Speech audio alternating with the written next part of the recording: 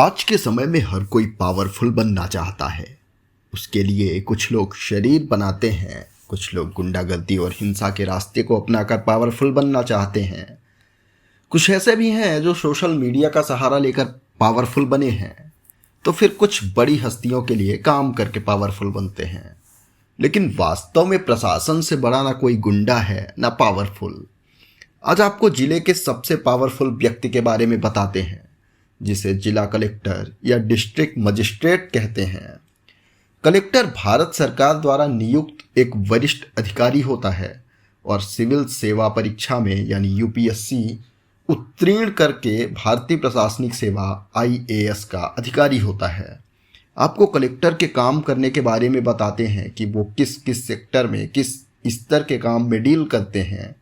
इससे आप समझ पाएंगे कि एक कलेक्टर की कितनी पावर होती है। वैसे तो एक जिले में होने वाले सभी कामों पर कलेक्टर की नज़र होती है, लेकिन इन्हें 6 पॉइंट में समझते हैं।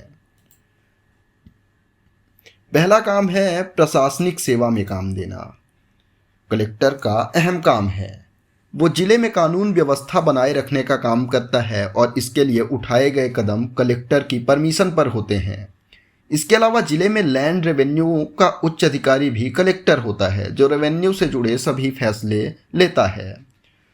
साथ ही कलेक्टर के पास फर्स्ट क्लास मजिस्ट्रेट जितने अधिकार होते हैं। दूसरा है विकास में भूमिका। कलेक्टर जिले में होने वाले विकास प्लान को भी निर्देशित करता है। जब भी कोई विकास कार्य होता है या कोई सरकारी स्कीम आती है तो कलेक्टर उस पर अहम परमिशन देने का काम करता है। तीसरा है लोक सुरक्षा की जिम्मेदारी। कानून, law and order, public security का ध्यान कलेक्टर की ओर से रखा जाता है। कलेक्टर ही जिले में शांति बनाए रखने का काम करता है और ज़रूरत पड़ने पर कर्फ्यू आदि लगाने का फैसला करता है। चौथा है राजस्व से जुड़े मामले। कलेक्टर रेवेन्यू एडमिनिस्ट्रेशन का हेड होता है और उसकी जिम्मेदारी लैंड रेवेन्यू और सरकारी बकाया वसूलने की होती है। इसके अलावा रेवेन्यू से जुड़े बड़े डिसीजन भी कलेक्टर की ओर से लिए जाते हैं। चौथा काम है डिस्ट्रिक्ट प्लानिंग। कलेक्टर की ओर से ही डिस्ट्रिक्ट प्लानिंग की जाती है, क्योंकि डिस्ट्रिक्ट प्लानिंग काउंसलिंग का वो हेड होता है और 5 साल के लिए वो कोई शहर में नए बदलाव के प्लान बनाता है। हालांकि इसे बीच में भी बदला जा सकता है। पांचवा काम है डिजास्टर मैनेजमेंट, यानी कि जिले में कोई भी बाढ़, भूकंप या कोई प्राकृतिक आपदा होती है तो उस स्थिति में भी कलेक्टर ही राहत कार्य के लिए जिम्मेदार होते हैं।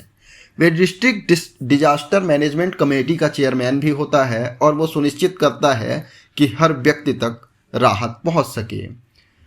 और उनका छठा और ज़रूरी काम है प्रोटोकॉल की जिम्मेदारी। जब भी जिले में संवैधानिक पद पर बैठी उच्च हस्तियों का दौरा होता है तो उसकी सिक्योरिटी और प्रोटोकॉल का जिम्मा भी कलेक्टर का होता है। अगर किसी नेता की रैली होती है तो वो भी कलेक्टर की परमिशन के बाद ही कराई जाती है।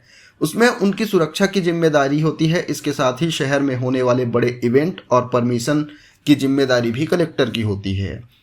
प्रोटोकॉल की जिम्मेदारी का मतलब आपको एक बार समझा दें कि उस जिले में चाहे प्रधानमंत्री ही क्यों ना जाए, लेकिन प्रधानमंत्री के कार्यक्रम की रूपरेखा, प्रधानमंत्री कहाँ उतरेंगे, कहाँ जाएंगे, इन सब की रूपरेखा कलेक्टर तैयार करते हैं। अगर आप मान लीजिए कि दिल्ली से नोएडा प्रधानमंत्री को जाना है और प्रधानमंत्री का मन है कि बीच में अशोकनगर में हम रुक जाएं, तो ऐसा नहीं कर सकते। उसके लिए कलेक्टर की परमिशन और रूट की जानकारी देनी होगी और वहाँ की सुरक्षा व्यवस्थाएं भी कलेक्टर देखने के बाद पीएम को परमिशन देगा कि आप वहाँ रुक सकते हैं या नहीं, और अगर रुक सकते हैं तो कितनी देर रुक सकते हैं। इन सब की जिम्मेदारी भी कलेक्टर की होती है। ऐसी तमाम अनोखी जानकारी और एक्सप्लेनर के लिए आप हमारे चैनल से जुड़ जाएं। वीडियो अच्छी लगी हो तो एक लाइक करें और जानकारी आगे बढ़ाएं।